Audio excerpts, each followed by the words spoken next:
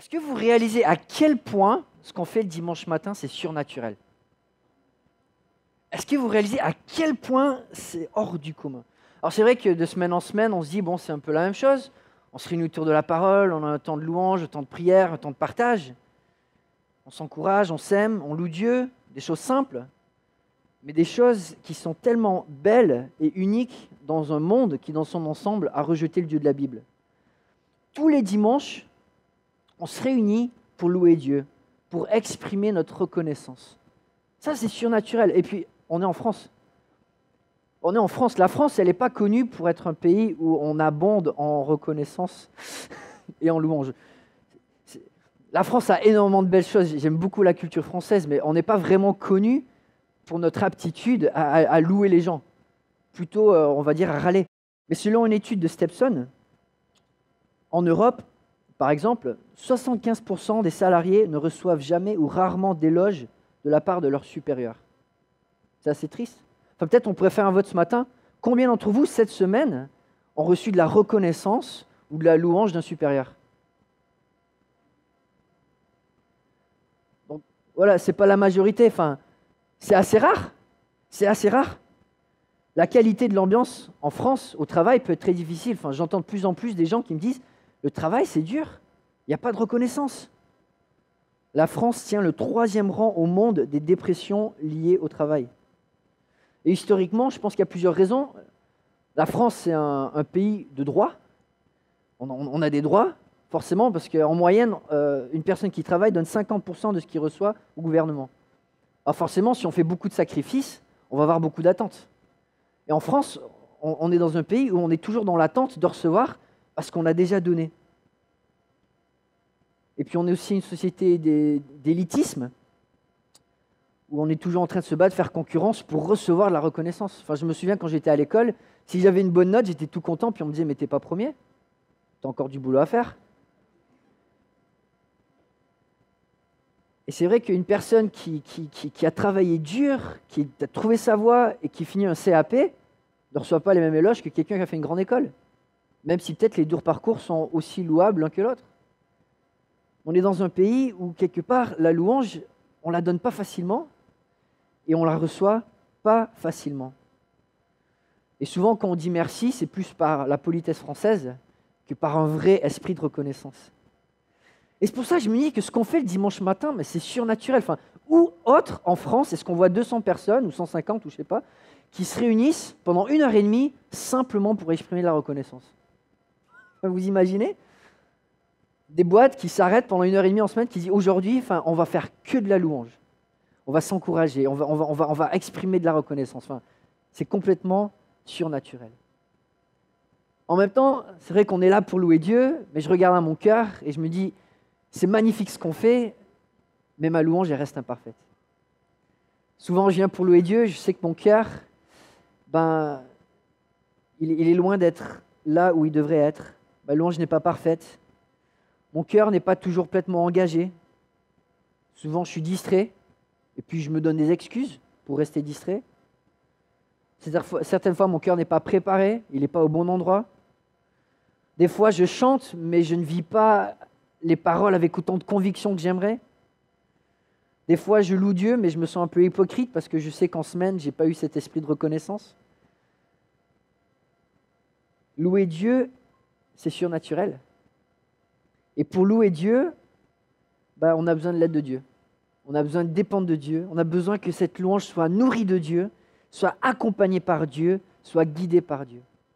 Et aujourd'hui, j'aimerais qu'on regarde ensemble un psaume, le psaume 111, où le psalmiste va booster notre louange, va nous encourager à avoir une louange pleine de vie. Et comment avoir une louange comme ça qui déborde de vie? Le psalmiste nous répond en nous disant « C'est en reconnaissant comment Dieu a agi dans le passé qu'aujourd'hui on peut être reconnaissant en le voyant agir. C'est en reconnaissant ce que Dieu a fait dans le passé que nous pouvons être reconnaissants de ce qu'il fait aujourd'hui. » Je vous invite à lire avec moi le psaume 111. Louez l'Éternel. Je louerai l'Éternel de tout mon cœur dans la réunion des hommes droits et dans l'assemblée. Les œuvres de l'Éternel sont grandes, recherchées par ceux qui les aiment. Son activité n'est que splendeur et magnificence, et sa justice subsiste à perpétuité. Il a laissé le souvenir de ses merveilles. L'Éternel fait grâce. Il est rempli de compassion. Il a donné de la nourriture à ceux qui le craignent. Il se souvient toujours de son alliance. Il a montré à son peuple la puissance de ses œuvres en lui donnant l'héritage d'autres nations. Les œuvres de ses mains, c'est la vérité et la justice. Tous ses décrets sont dignes de confiance, bien établis pour toute l'éternité, avec vérité et droiture. Il a envoyé la libération à son peuple. Il a prescrit son alliance pour toujours. Son nom est saint et redoutable.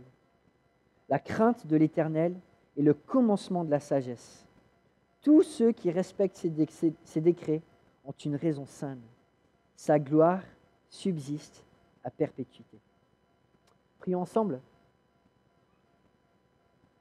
Père Céleste, merci pour ta parole. Merci pour sa richesse. Merci pour sa profondeur. Merci pour son encouragement. Et donne-nous encore une fois, dans ta parole ce matin, d'être revivifiés dans notre vie de louange, de te connaître davantage, de te célébrer avec plus de ferveur, avec plus de connaissance, avec plus de zèle. Donne-nous, Père Céleste, ce matin, encore une fois, d'avoir des cœurs qui répondent à ton œuvre. En ton nom, on prie. Amen. Alors, ce que je vous propose ce matin, c'est tout simplement regarder à ce psaume, verset par verset, d'en approfondir le contenu. Contrairement à d'autres psaumes, c'est un psaume anonyme. On ne sait pas qui l'a écrit, sauf que je suppose que ce n'est pas David, parce que le psalmiste, on dirait qu'il cite Salomon, le fils de David, la crainte de l'Éternel et le commencement de la sagesse, donc un des proverbes de Salomon. On ne connaît pas grand-chose de l'auteur, sauf qu'on voit, et on va voir, que c'est un psalmiste qui maîtrise avec beaucoup d'art et de poésie la langue hébreuse, et comme on va le regarder dans quelques instants. Donc je vous propose de regarder, verset par verset, le psaume 111. Et il commence, verset 1, « Louez l'Éternel. Je louerai l'Éternel de tout mon cœur, dans la réunion des hommes droits et dans l'assemblée. » Louez l'Éternel. Ça veut dire quoi? En hébreu, c'est un seul mot, on l'a chanté ce matin. Peut-être quelqu'un peut me le dire? Alléluia. Alléluia. Alléluia. En hébreu, le terme signifie de mettre en avant de manière claire quelque chose. Des fois, ça peut faire référence à des sons, mais aussi à des couleurs. C'est de mettre en lumière, c'est de faire briller, c'est de montrer en spectacle, c'est de célébrer avec évidence et clameur. Alléluia, c'est aussi un commandement. C'est un ordre qui est fait au pluriel, qui est fait à un groupe. C'est un terme qu'on retrouve en particulier dans la louange en commun. Enfin, c'est normal, on ne dit pas louer Dieu quand on est tout seul. C'est un impératif pour une assemblée à exprimer une louange forte, exubérante, joyeuse. De proclamer haut et clair, montrant avec évidence que Dieu est à la place d'honneur, qui reçoit notre attention, qu'il est la source de notre joie. C'est vrai qu'en français, quand on parle du mot louange, je regardais la définition dans le Larousse du dictionnaire. Louer, c'est de décerner des éloges à quelqu'un. Bon, ça reste un peu plat. Mais quand on regarde au terme hébreu, il y a une certaine profondeur. C'est pas simplement de donner des éloges, mais c'est de donner des éloges avec force. C'est de donner des éloges qui nous procurent de la joie. C'est de faire un spectacle de la personne que nous mettons en avant. Et c'est l'encouragement avec lequel le psalmiste commence son chant. La louange, ça commence en proclamant Dieu, en lui donnant la place d'honneur. Et dans ce psaume, on le voit, c'est un poète qui a une structure aussi poétique. Il va structurer son psaume en suivant les 22 lettres de l'alphabet hébraïque. Et la première lettre, c'est la même lettre qu'en français, Alléluia, Aleph, A. Et dans son psaume, on va voir la louange de A à Z. De louer Dieu, ça commence tout simplement en mettant Dieu à la place d'honneur. Alléluia, ce n'est pas juste une option, ce n'est pas juste une suggestion, c'est un commandement. On est tous commandés dans la Bible à donner cette place à Dieu, à le proclamer avec clameur, avec clarté, à lui donner cette place d'importance en premier dans notre vie et dans nos réunions. Pour le psalmiste, la louange, ça se fait ensemble, mais aussi c'est le reflet de ce qui se passe dans le cœur, de manière personnelle. Il commence avec cette première lettre de louer, et puis la deuxième lettre de tout mon cœur. Je louerai l'Éternel de tout mon cœur. Et là, le terme louer, c'est pas le même. Alors, c'est vrai qu'en français, on n'a pas toujours les mêmes synonymes qu'on essaie de traduire, mais c'est un terme en hébreu, yada, qui vient du mot yad, qui signifie main. Louer Dieu, ça veut dire d'élever les mains, d'avoir les mains ouvertes. C'est un signe de soumission, c'est un signe d'humilité, c'est un signe de service. Avoir les mains ouvertes, c'est dire Dieu, je me présente devant toi parce que c'est toi le Créateur, et moi je suis qu'une créature. Je te donne la place qui t'est due, je te fais confiance. Je viens avec les mains ouvertes parce que c'est toi le boss, c'est toi le maître, et je me soumets à ton autorité divine. Avoir les mains ouvertes, c'est aussi un geste universel. On le voit dans les concerts dans le monde entier. C'est de l'excitation, c'est de la joie, c'est même de l'adoration. Enfin, je me souviens quand j'étais jeune, aller dans un concert rock, et les gens qui chantaient comme ça avec les mains élevées, il y en a beaucoup qui adoraient. Et c'est comme ça que le psalmiste veut louer Dieu. Avec joie, avec ferveur, mais aussi avec dévotion, avec offrant ses mains de tout son cœur. Et je trouve que c'est une belle image. Le cœur déborde, et ça déborde avec tout le corps. Et c'est vrai que peut-être que comme moi, vous avez grandi dans une église qui peut-être n'était pas très expressive, mais il y a une certaine beauté dans ce geste, d'élever les mains pour louer Dieu, d'adorer Dieu avec notre corps entier en lui donnant cette place qui lui est due. Pour le psalmiste, la louange, ça se fait avec du monde. Et là, il va parler de deux contextes différents, la réunion ou le conseil des hommes justes, des hommes droits, et aussi l'assemblée. Et que ce soit dans une assemblée réduite ou avec la grande assemblée, tout ce que le psalmiste veut faire, c'est louer Dieu avec force. Alors c'est intéressant parce que je regarde ce psaume et c'est vrai que souvent on a des préconçus. Souvent quand je regarde la louange dans l'Ancien Testament, je m'imagine beaucoup les rassemblements où tout le peuple est là pour les grandes fêtes, où ils sont appelés de louer Dieu dans l'assemblée avec tout le peuple.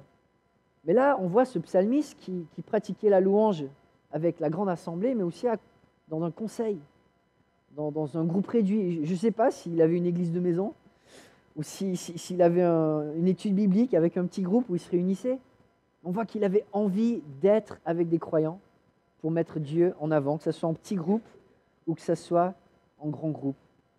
Et dans tous les cas, ce qui comptait pour lui, c'est là où il va mettre son accent de tout mon cœur. De tout mon cœur. C'est la manière avec laquelle il veut louer. Ce psalmiste aime louer Dieu, et dans ce psaume, on le voit dès le début, c'est contagieux, c'est plein d'enthousiasme. Mais ça ne s'arrête pas là. Et c'est vrai que des fois, je trouve ça dommage qu'on va dans des églises, et des fois, les animateurs, on a l'impression que tout ce qu'ils veulent, en fait, c'est notre enthousiasme. Qu'une louange, finalement, si elle est belle, c'est que finalement, il y a de l'enthousiasme. Mais là, on va voir le psalmiste, oui, il y a de l'enthousiasme, mais ça sort d'une réflexion qui est approfondie de la personne de Dieu et de ses œuvres. Le psalmiste ne cherche pas simplement à ce qu'on exprime nos émotions, mais aussi que ce soit le reflet d'une réflexion profonde du cœur. Et c'est ce qu'il va dire au verset 2.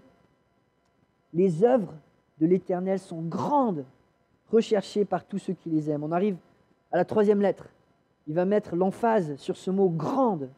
Et l'ordre en hébreu, souvent, ce n'est pas le même qu'en français, mais il commence en disant « grandes sont les œuvres de l'Éternel ». Le psalmiste explique dans les versets qui suivent pourquoi sa louange est pleine de vie. C'est parce que Dieu agit. Dieu agit. Le mot « œuvre » en hébreu vient du verbe à la racine « faire ». Dieu est un Dieu qui est en train de faire. Il a fait dans le passé, il continue de faire aujourd'hui. C'est un Dieu qui agit en permanence et c'est pour cela que sa louange dure en permanence. Il donne toujours des nouvelles raisons pour qu'on le loue. Et ce que Dieu fait, oui, il agit, mais c'est aussi grand. Ça motive, ça inspire, ça fait rêver. quand on regarde à la manière dont Dieu agit. Et puis on arrive à la 4e lettre. Grandes sont les œuvres de l'Éternel, recherchées par ceux qui les aiment. Et je lisais une autre traduction de la Bible qui traduisait ce verbe par étudier par ceux qui les aiment. En hébreu, c'est un terme qui signifie littéralement de suivre, d'accompagner. C'est de s'accrocher, c'est de faire une recherche approfondie. Et le psalmiste va donner cette image. Les œuvres de Dieu, elles méritent d'être sondées. Elles méritent d'être étudiées dans leurs détails les plus infimes. Elles méritent d'être méditées, d'être explorées. En tout cas, on va le voir, c'est son désir à lui. Et c'est le désir de ceux qui aiment les œuvres de Dieu. Et les versets qui suivent, on va le voir, c'est le reflet d'un homme qui étudie les œuvres de Dieu. Un homme qui étudie la parole de Dieu. Un homme qui reconnaît comment Dieu a agi dans le passé et en conséquence est plein de reconnaissance à Dieu parce qu'il arrive à voir comment Dieu agit encore aujourd'hui. Continue au verset 3. Son activité n'est que splendeur et magnificence. Sa justice subsiste à perpétuité. Et là encore, l'ordre est inversé. Splendeur et magnificence est son activité. Le mot splendeur est souvent traduit dans la Bible par gloire, par grandeur, par beauté.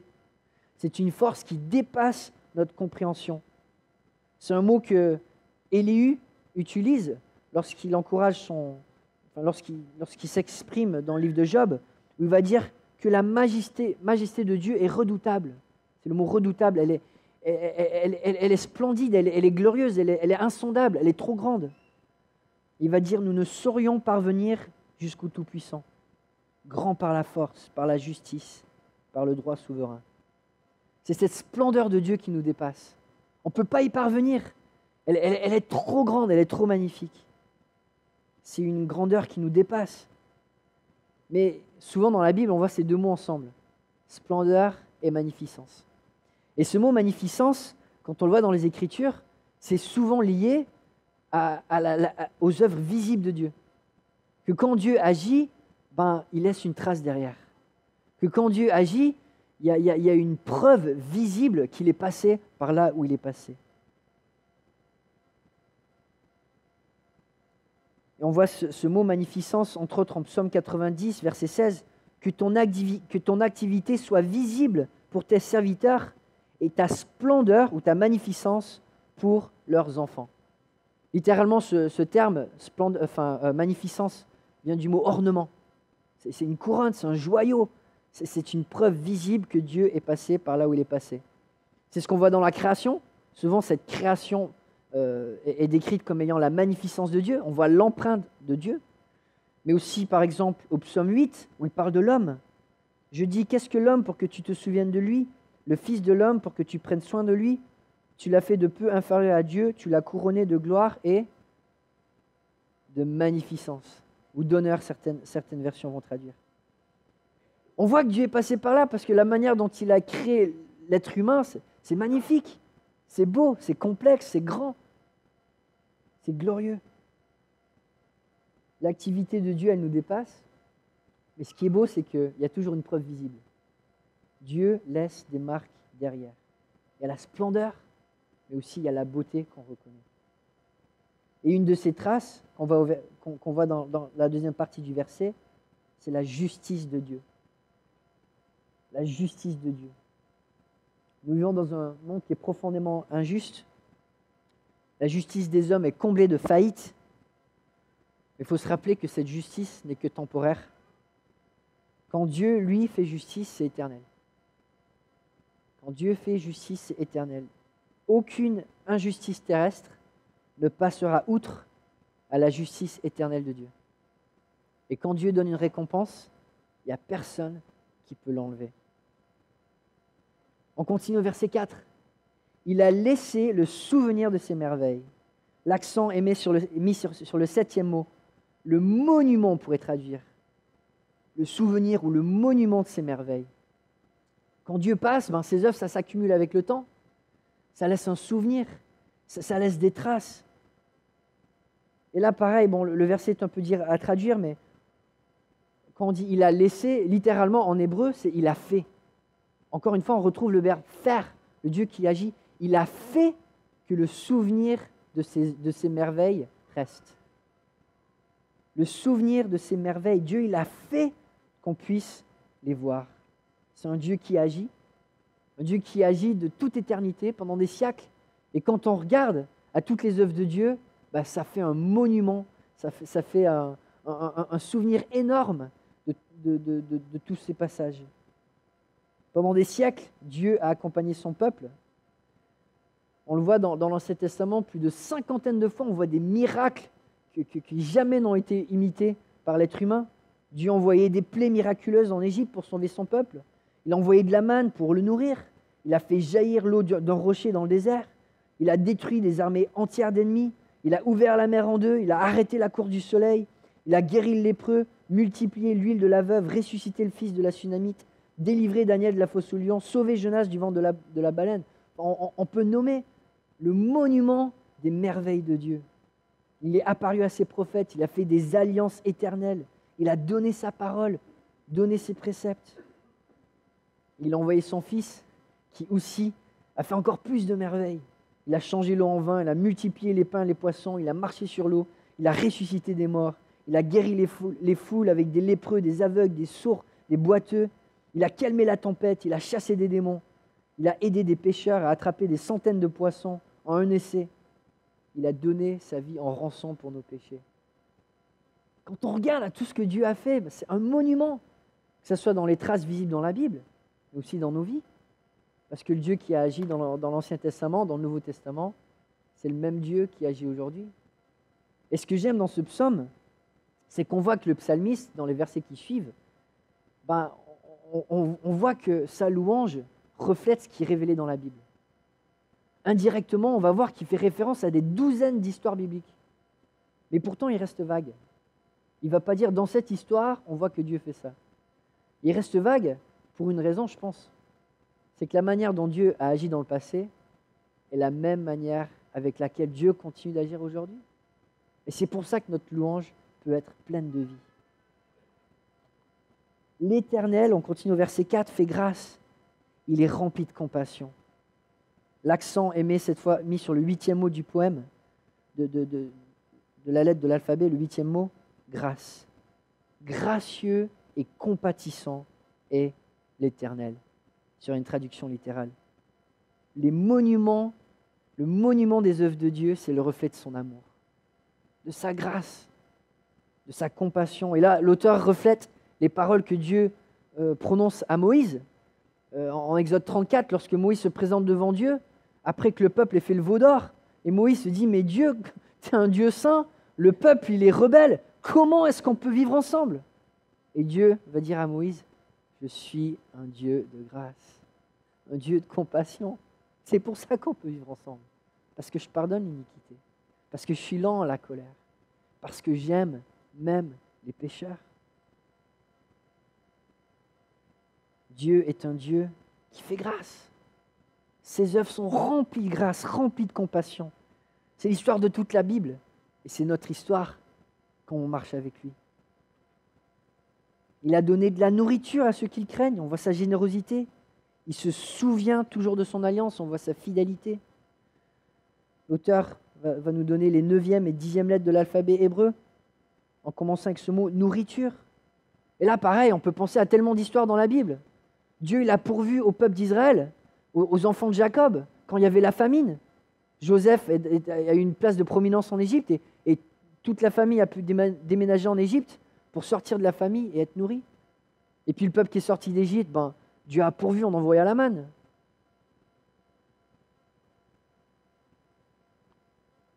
Dieu a aussi envoyé de la nourriture du ciel à Élie quand il était dans le désert. Il a toujours pourvu. Il se souvient de son alliance. Dieu est un Dieu de promesses. Il a fait une promesse à Noé. Après le déluge, plus jamais je ne détruirai la terre de cette manière. Il a fait une promesse à Abraham. De ta descendance, toute la terre sera bénie. Il a fait une promesse à Moïse avec le peuple. Si vous obéissez ma loi, vous serez bénis. Il est un Dieu de promesses qui toujours remplit ses promesses. Ses œuvres sont tellement abondantes. Il a montré à son peuple, verset 6, la puissance de ses œuvres en lui donnant l'héritage d'autres nations. On voit les 11e et 12e lettres sur lesquelles l'auteur met les accents. La puissance de Dieu et le don de Dieu. La puissance de ses œuvres, il a montré. Il a montré comment? Par sa générosité, en donnant l'héritage d'autres nations, littéralement l'héritage des non-juifs. Et c'est vrai que quand on regarde à l'histoire de l'Ancien Testament, on voit les promesses faites à Abraham qu'une terre étrangère serait donnée à sa descendance. On voit cette promesse accomplie avec la génération de Josué qui va sortir, ou même avec la génération de Moïse qui va dépouiller les Égyptiens de leurs richesses. On voit quand il part, les Égyptiens vont leur donner une masse, des tonnes d'objets précieux. On le voit aussi quand David et Salomon accumulent des trésors pour construire le temple. Ils accumulent les richesses des nations étrangères. Oui, on pense à toutes ces choses, mais en même temps, comme on l'a mentionné, l'auteur ne mentionne pas directement ces histoires, parce que c'est la manière avec laquelle Dieu a agi encore et encore, tellement de fois dans l'Ancien Testament, tellement de fois dans le Nouveau Testament, est la même manière avec laquelle il agit encore aujourd'hui, de A à Z. De A à Z, du début à la fin du monde, la louange de Dieu va continuer. Parce que c'est un Dieu qui agit. 3 fois déjà, il a mentionné les œuvres de Dieu qui viennent de ce verbe « faire ». 2 fois, il va parler dans ce psaume de Dieu qui fait, avec le verbe « faire » directement. On arrive au verset 7, 13e et 14e lettre de l'alphabet hébreu. Les œuvres de ses mains, c'est la vérité et la justice. Tous ces décrets sont dignes de confiance. 13e lettre, c'est les œuvres de Dieu. Mais cette fois, l'auteur ne parle plus au passé en disant « il a montré, il a laissé ». Cette fois, c'est au présent. Les œuvres de l'Éternel, aujourd'hui encore, c'est la vérité et la justice. Ce mot « vérité », c'est un des attributs de Dieu qu'on voit le plus dans l'Ancien Testament. C'est un terme qui, dans peut-être des versions plus anciennes, était traduit par fidélité. Un mot qui est un peu difficile à traduire parce qu'il porte tellement de sens. Le émet de Dieu, traduit vérité ici, ça pourrait être traduit par stabilité, par fermeté, par assurance, par stabilité. Vérité, fidélité, c'est des choses que Dieu fait qu'on sait ne vont pas changer. C'est certain. Et Dieu, il a ce caractère. Ce que Dieu fait, c'est certain de s'accomplir. Les œuvres de Dieu sont toujours justes. C'est un terme littéralement en hébreu, c'est les œuvres de Dieu, c'est le jugement. C'est le jugement. Un terme qui signifie quelque chose qui est mesuré, qui est équilibré. Dieu, il a fait un verdict, Dieu, il a fait un plan. Ce qui se passe dans le monde, ce n'est pas par hasard. Le plan que Dieu nous demande, auquel il demande de nous joindre, ce n'est pas un plan qui est hasardeux. C'est un plan pour lequel il y a un verdict, il y a une réflexion, ça a été jugé dans la vérité, pour que l'œuvre de Dieu dans laquelle on participe soit vraiment une œuvre qui compte, une œuvre qui est cohérente, une œuvre, comme le décrit le psalmiste, qui est digne de confiance. Digne de confiance. Et en hébreu, cette expression digne de confiance, c'est un seul mot, un mot qu'on utilise toutes les semaines, peut-être même tous les jours. Ça vient du verbe aman, dont on utilise le mot amen. Le verbe aman signifie d'être digne de conscience, c'est quelque chose dans lequel on peut croire, c'est des choses qui sont fidèles, des choses dont la validité a été confirmée. Et quand on dit amen, c'est un terme qui peut être traduit par en vérité ou ainsi soit-il, c'est ce qu'on reflète. Quand on dit amen, c'est oui Dieu, on vient à un Dieu qui est véritable. On veut un Dieu qu'on peut croire, un Dieu dans lequel on peut faire confiance.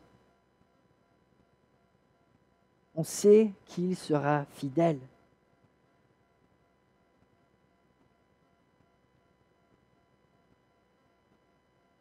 Ses œuvres, Ces décrets sont bien établis pour toute l'éternité.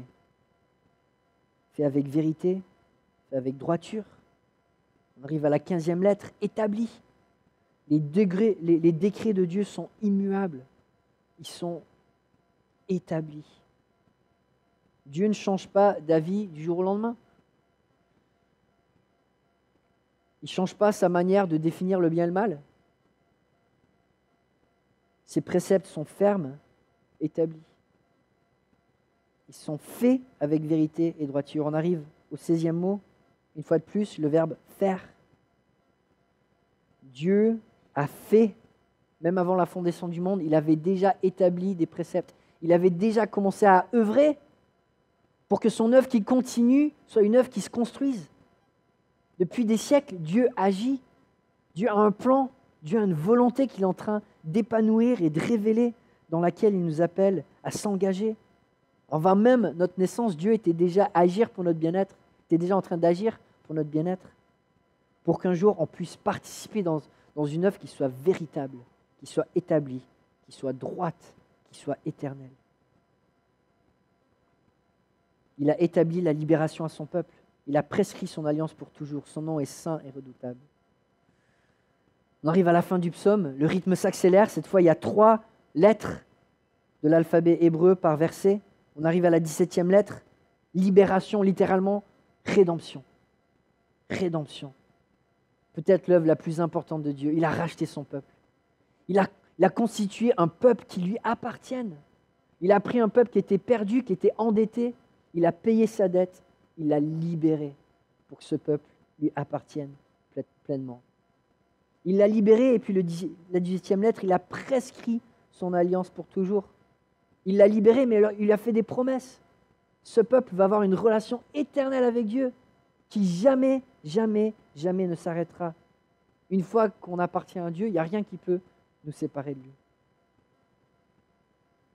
Et puis la 19e lettre, saint, saint et redoutable est son nom, on pourrait traduire. Dieu est à part, il est pur, il est sans corruption ni souillure. Il est saint, mais il est aussi redoutable. Un terme qu'on pourrait traduire par imposant, impressionnant. Un Dieu qui émerveille. D'ailleurs, ce terme vient de la racine du verbe craindre. C'est un Dieu qui mérite la crainte parce que ce qu'il fait, c'est trop génial. C'est trop grand. Et forcément, ça mène au verset 10 et au prochain mot. La crainte de l'Éternel est le commencement de la sagesse. Tous ceux qui respectent ses décrets ont une raison saine. Sa gloire subsiste à perpétuité. On arrive au dernier verset. 3 derniers mots-clés qui ressortent et 3 termes d'application. Le premier, c'est la crainte de l'Éternel. La crainte de l'Éternel. Dieu, par ses œuvres, exige une réponse. Dieu, il est redoutable dans ses œuvres. Dieu, il est incroyable, inimitable, incomparable, infiniment grand et puissant. Comment lui répondre autrement que par l'émerveillement, que par la révérence, la piété, la foi? D'ailleurs, quand on regarde dans l'Ancien Testament, le terme foi, on ne le voit pas beaucoup. On ne le voit pas beaucoup parce que le mot qui est employé, c'est souvent la crainte. Mais ça veut dire la même chose.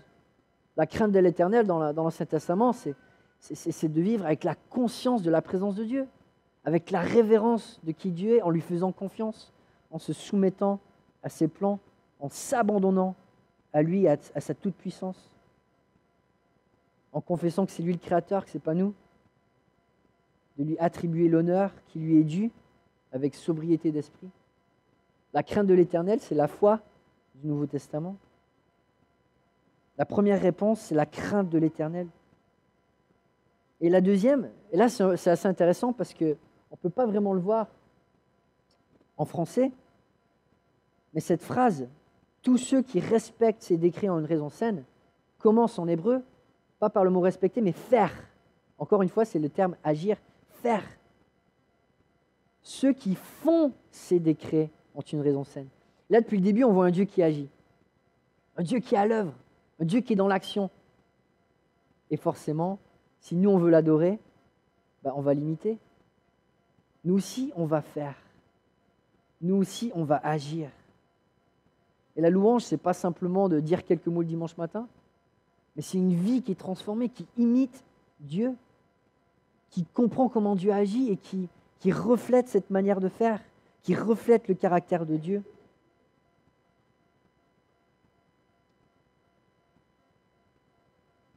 Dieu est un Dieu d'action qui constamment œuvre en notre faveur, mais sa gloire, il ne veut pas la porter tout seul. Il veut la partager, il veut qu'on l'imite, il veut qu'on agisse nous aussi, que ce que nous adorons de lui, on essaie aussi de le refléter jour après jour. Et puis on arrive à la dernière lettre.